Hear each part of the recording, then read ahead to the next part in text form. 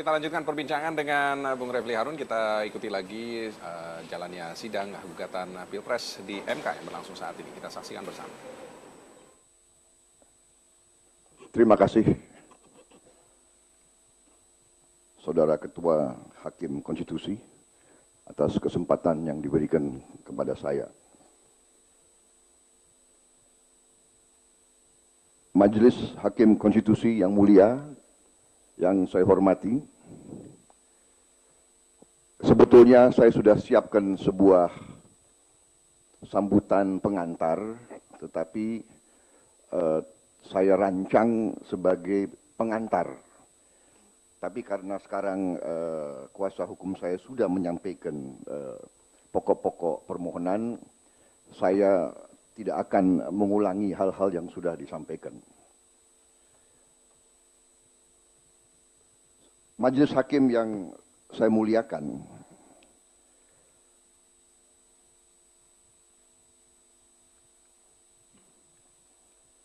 kita sebagai bangsa Indonesia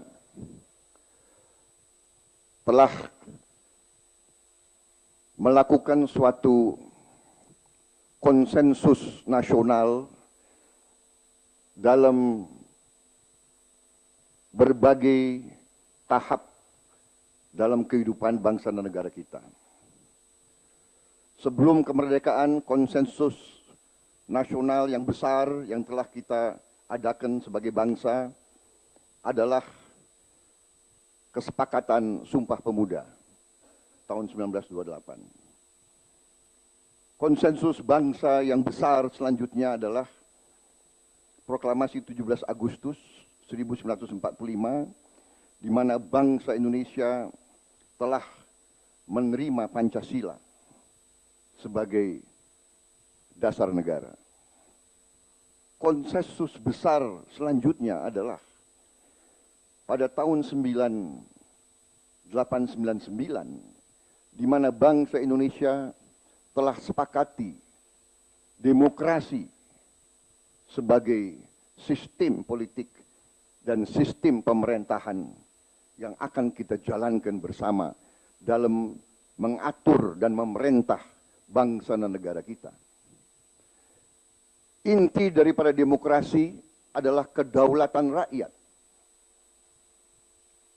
Rakyat yang berkuasa. Kekuasaan rakyat itu diwujudkan dalam pemilihan umum melalui kotak suara. Dengan demikian, proses pemilihan umum sungguh-sungguh adalah inti daripada demokrasi. Inti lagi daripada pemilihan umum dan pemungutan suara adalah proses pra pelaksanaan daripada pemilihan itu, pada saat pelaksanaan dan paskah pelaksanaan. Dalam proses pra pelaksanaan, masalah daftar pemilih tetap menjadi sangat kunci. Karena itu kami sebagai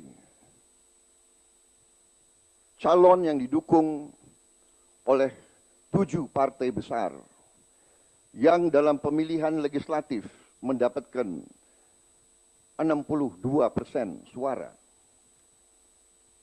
merasa sangat-sangat tersakiti dengan praktek-praktek penyimpangan, ketidakjujuran, ketidakadilan yang telah diperlihatkan oleh penyelenggara pemilu. Kita sudah merasakan semua. Sebetulnya kalau ada waktu kita bisa hadirkan puluhan ribu saksi. Puluhan ribu saksi. Dan saya telah meminta saksi-saksi itu semua untuk buat testimoni tertulis dan di video. Seandainya pun tidak bisa diterima di sidang ini, harus kita beri pembelajaran kepada bangsa Indonesia. Ada ibu-ibu yang mau datang ke tempat pemilihan, ditanya oleh penyelenggara, Anda mau pilih siapa? Nomor 1 atau nomor 2? Begitu dia katakan nomor 1, tidak diperkenankan. Ibu-ibu masih hidup,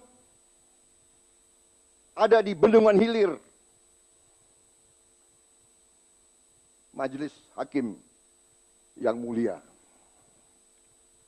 nasib bangsa Indonesia sesungguhnya ada di sidang ini. Kita sepakati demokrasi. Kita akan hormati keputusan apapun kalau prosesnya benar, kalau prosesnya jujur, kalau prosesnya tidak ada kecurangan. Saya tidak akan ulangi semua proses atau semua hal yang sudah disampaikan oleh kuasa hukum saya. Tetapi bayangkan, di ratusan TPS, kami, pasangan yang didukung oleh 7 partai besar, 62% dalam pemilihan legislatif, dapat 0. 100% dimenangkan oleh satu pihak. Ini hanya terjadi di negara totaliter. Di Korea Utara, bahkan saya ralat majelis yang terhormat yang saya muliakan, saya ralat, di Korea Utara pun tidak terjadi. Mereka bikin 97,8% atau 99%. Di kita ada yang 100%. Ini luar biasa. Ini hanya terjadi di negara totaliter, fasis atau komunis. Di negara yang normal tidak mungkin, karena kita ada saksi. Masa saksinya tidak dihitung? Saya tidak akan mengulangi karena itu nanti adalah prosesnya. Kami sebetulnya diberi nasihat, percuma Anda ke Mahkamah Konstitusi. Tetapi kami hormati sistem yang telah kami bangun. Di belakang saya adalah tokoh-tokoh reformasi, pejuang-pejuang demokrasi. Di tahun 66 mereka berjuang untuk demokrasi. Di tahun 98 mereka berjuang untuk demokrasi. Saya dituduh ngokudeta, saya dituduh calon diktator. Waktu saya memimpin 33 batalion tempur dan saya dituduh mau kudeta, saya tidak melakukan. Di hadapan rakyat Indonesia, di hadapan sejarah, saya buktikan komitmen saya kepada demokrasi. Saya tunduk kepada Undang-Undang Dasar. Saya ikut pemilihan umum sudah 3 kali. Saya membangun partai dari nol. Saya datang dari bawah, desa ke desa, kecamatan ke kecamatan.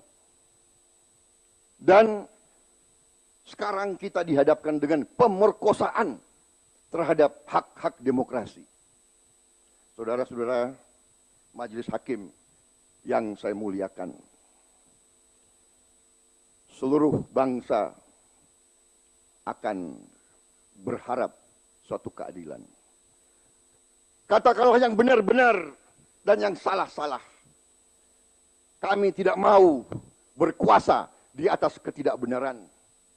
Kami tidak mau menerima mandat di atas kecurangan. Tetapi sangat sulit bagi kami untuk mengakui suatu rangkaian kecurangan yang demikian terstruktur, terencana dan masif. Apalagi ada upaya pembongkaran kotak suara. Saya juga tidak akan terlalu menguraikan, tetapi ketua-ketua partai kami di daerah di kabupaten rumahnya dibakar. Ketua partai kami di Kalimantan Barat dikeroyok oleh pemuda-pemuda. Di Banyuwangi rumah saksi kami dibakar. Majelis hakim yang kami hormati. Pak Prabowo bisa dipersingkat. Ya, saya sudah mau selesaikan, Pak. Tapi karena ini adalah sesuatu yang sangat mendasar, kami terpaksa kami menyampaikan hal-hal ini. Kami percaya kepada Majelis Hakim Konstitusi. Kami mohon keadilan demi bangsa, negara, dan rakyat Indonesia dan demokrasi yang telah kita sepakati. Karena kalau keadilan tidak bisa kita dapat, kami sangat-sangat khawatir atas masa depan demokrasi, masa depan bangsa Indonesia. Kalau rakyat tidak percaya lagi kepada sistem yang dibangun, kemana lagi mereka berharap keadilan? Majelis Hakim yang saya hormati, kami mohon maaf kalau ada kata-kata kami yang mungkin Yaitu pernyataan yang disampaikan oleh Prabowo, dan kita kembali berbincang dengan Bung Refli Harun. Bung Refli, sekarang kita fokusnya ke MK. Ya. MK ini kredibilitasnya menjadi sorotan Ya. masyarakat Ya. pasca penangkapan Akil Mokhtar, kemudian Ya. diganti Hamdi Zulfa saat ini. Dan Bung Refli sebagai orang yang banyak berinteraksi, punya pengalaman banyak ya dengan elemen-elemen MK. Seberapa bisa kita mengharapkan independensi MK kali ini? Pertama yang harus kita lihat dulu ya, ada perubahan di MK yang menurut saya bisa menjadi pedang bermata dua, ya, bisa positif, bisa negatif. Yaitu dalam sengketa Pilpres dan Pemilu Kada, MK tidak hanya menilai suara. Kalau suara kan sifatnya kuantitatif, itu gampang pembuktiannya. Berapa klaim suara pemohon, ya, berapa versi termohon, pihak terkait, adu alat bukti, selesai. Itu proses yang gampang, walaupun suaranya banyak masih bisa dibuktikan. Tapi yang kedua ini yang namanya proses pemilu, electoral proses ini yang sifatnya kualitatif, ini sangat subjektif. Di satu sisi memang kita bisa menjaga substansi demokrasi, ya, tidak boleh membiarkan sebuah pemilu yang dianggap misalnya terjadi kecurangan yang masif terus-terusan sistematis. Tapi di sisi lain tidak ada tolok ukurnya untuk mengatakan sebuah kecurangan itu sah untuk sebuah fenomena sah untuk kemudian untuk diadakan pemungutan suara ulang. Kalau saya mengatakan mengenai DPKTB, mengenai perbedaan DPT dan lain sebagainya, berdasarkan presiden-presiden sebelumnya, itu bukanlah hal yang signifikan untuk bisa mengubah, memerintahkan pemungutan suara ulang. Tetapi dengan subjektivitas yang ada pada hakim-hakim MK, hal itu mungkin saja kemudian terjadi. Nah, mereka yang mungkin mengagung-agungkan supremasi konstitusi mungkin mengatakan terserah hakim MK. Saya mengatakan bahwa MK tidak boleh juga bergerak di ruang hampa. Karena yang namanya hakim juga kan terikat, ya. Paling tidak dia terikat pada norma konstitusi, ya. Apa norma konstitusi itu? Pemilu yang luber dan jurdil, ya. Sepanjang tidak ditemukan tidak adanya ketidakjujuran dan ketidakadilan, ya. Maka sesungguhnya kan tidak boleh kemudian ada putusan yang kemudian melanggar prinsip itu, ya. Apalagi misalnya yang dipersoalkan cuma hal-hal yang sifatnya maladministrasi. Maladministrasi, minor things, ya, atau hal-hal yang sifatnya pelanggaran ringan, itu memang kesalahan dari penyelenggara pemilu, ya, dan tidak boleh ditolerir untuk perbaikan ke depan. Tapi tidak boleh lantas kemudian ditimpakan kesalahan itu kepada pihak-pihak yang kemudian berkontestasi. Karena kita tidak pernah tahu apakah pelanggaran ringan tersebut atau malpraktek tersebut, maladministrasi tersebut itu merugikan atau menguntungkan pasangan calon. Nah, saya menganggap bahwa mudah-mudahan MK lebih berkonsentrasi pada klaim kemenangan yang 50%,26 tadi. Karena itu jauh lebih gampang dibuktikan. Tapi ingat, saya hanya mengingatkan juga bahwa di MK itu pihak-pihak yang berperkara pintar, ya kan? Jadi yang namanya C1 itu bisa direproduksi. Itulah yang terjadi misalnya dalam kasus pemilu kada. Ya, yang paling klasik, contoh klasik ini pemilu kada Kota Palembang sesungguhnya. Yang bedanya cuma 8 suara, lalu kemudian diubah C1-nya cukup 5 TPS saja, akhirnya kemudian Berbalik. yang menang jadi kalah, yang kalah jadi menang. Nah, yang sekarang yang menang kan sudah dijadikan tersangka, ya, sementara lagi terdakwa dan lain sebagainya. Dalam putusan akil sudah terbukti. Nah, saya khawatir ada upaya-upaya untuk melakukan perubahan itu, tapi mudah-mudahan ini tidak, ya. Untuk skala nasional bisa itu?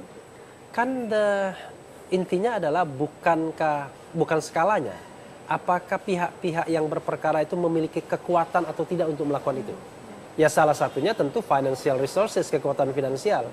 Apa susahnya misalnya mencetak atau mengubah misalnya formulir, katakanlah kalau misalnya 140.000 TPS, toh tidak perlu diubah semua.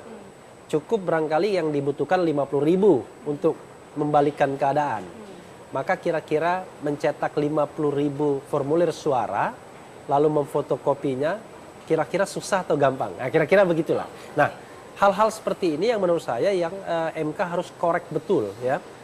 Dan MK karena nanti sidangnya 14 hari, maka sesungguhnya yang paling banyak itu bukan fakta persidangan yang akan menentukan putusan, tapi proses MK di balik layar. Nah, proses MK di balik layar ini yang kita tidak tahu. Nah, mudah-mudahan saya melihat ada dua faktor yang membuat mungkin MK akan jauh lebih baik, ya, fair dan akuntabel. Pertama adalah soal internal MK. Saya kira kan 9 hakim ini kan tidak bisa kemudian hanya 1-2 orang yang menentukan. 9 hakim saya kira mereka independen. Ada kebutuhan internal hakim MK untuk fully recovery setelah tertangkapnya Akil Muhtar. Dan ini saya kira momentum yang sangat baik bagi MK untuk memulihkan kepercayaan itu dengan melakukan proses yang transparan dan akuntabel. Oke, baik. Berarti ditahan dulu poin yang kedua. Tadi Poin kedua ditahan dulu. Setelah break kita akan lanjutkan perbincangan sesaat lagi.